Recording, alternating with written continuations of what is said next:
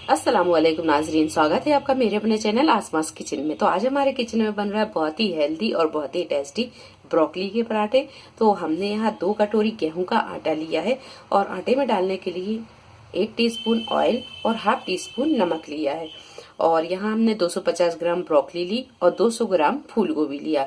यहाँ हम फूल गोभी और ब्रोकली दोनों को मिक्स करके बनाएंगे पराठे। अगर आप चाहें तो ब्रोकली से भी इसके पराठे बना सकते हैं, मिक्स करके भी बनाएंगे तो इसका टेस्ट अच्छा आता है। कुछ पाउडर मसाले लिए हमने, तो हाफ टी स्पून हल्दी पाउडर, हाफ टी स्पून कुटी और पिसी दोनों को मिलाकर लाल मिर्च पाउडर, हाफ टी स्पून काली मिर्चों का powder, 1 teaspoon chaat masala, half tea spoon भुना कुटा जीरा, हाफ टी स्पून नमक। नमक आप अपने टेस्ट के हिसाब से कम ज्यादा कर सकते हैं। यहाँ सबसे पहले हम आटे को तैयार कर लेते हैं। तो आटे में हम यहाँ नमक और ऑयल दोनों डाल देंगे, मिक्स कर लेंगे। मिक्स करने के बाद में थोड़ा थोड़ा पानी डालेंगे और इसका एक नरम आटा गूंद कर हम तैयार कर लेंगे। आटे को हमने यहाँ नरम गूंद लिया है। अब रख देते हैं हम इसे ढककर और स्टफिंग की तैयारी कर लेते हैं। यहाँ ब्रोकली को कद्दूकस कर लेते हैं और ब्रोकली का ये हिस्सा भी हम कद्दूकस कर लेंगे। बहुत से लोग इसे फेंक देते हैं, लेकिन इससे भी टेस्ट अच्छा आता है। तो सबसे पहले हम इसे कद्दूकस कर लेते हैं।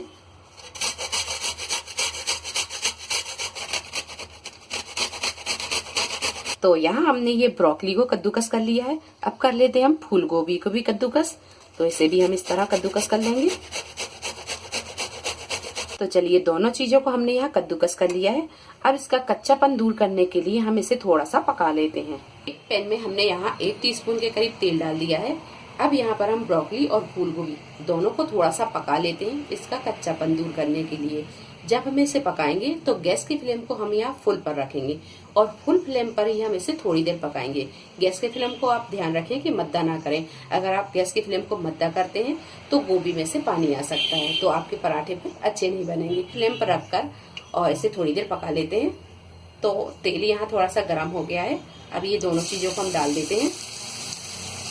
गैस की फ्लेम को हमने यहाँ फुल ही रखा है और इसे हम थोड़ी देर पका लेते हैं।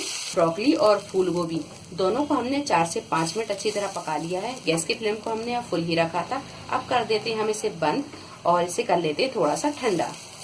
और यहाँ जब ब्रोकली और गोभी दोनों अच्छी तरह ठंडे हो जाएं तो अब हम इसे एक बड़े बर्तन में डाल लेंगे। तो यहाँ हमने एक बड़ा बर्तन लिया, इसे हम डाल देंगे ये सारे पाउडर मसाले।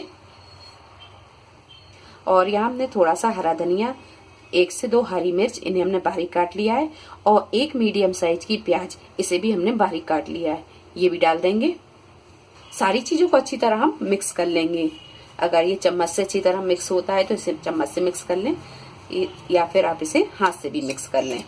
हम आधा नींबू का रस डाल देंगे। अगर आप यहाँ थोड़ा सा खट्टा पसंद करते हैं तो ही डालें, नहीं तो आप इसे स्किप कर सकते हैं। तो यहाँ हम आधा नींबू का रस डाल देते हैं।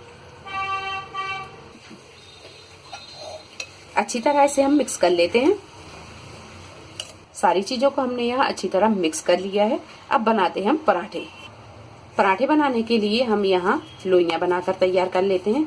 तो यहाँ हम ना ज्यादा बड़ी और ना ज्यादा छोटी लोइयां बनाएंगे, मीडियम साइज की लोइयां बनाकर हम तैयार कर लेंगे। इस तरह की लोइयां हम बना लेंगे। तो यहाँ हम लोई को थोड़ा सा बड़ा कर लेते हैं, इस तरह।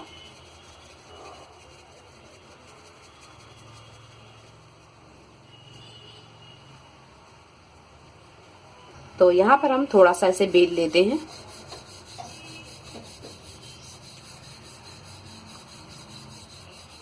यहाँ हम रोटी को थोड़ा ही बेलेंगे, ज्यादा नहीं बेलेंगे। अब भरेंगे हम इसमें स्टफिंग।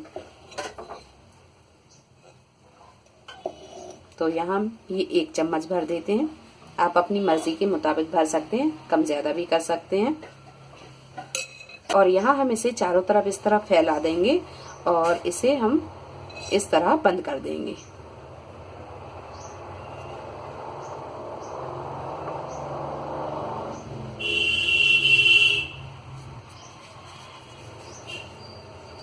हल्के हाथों से इसे दबाएंगे। लगाएंगे हम थोड़ा सा सूखा आटा।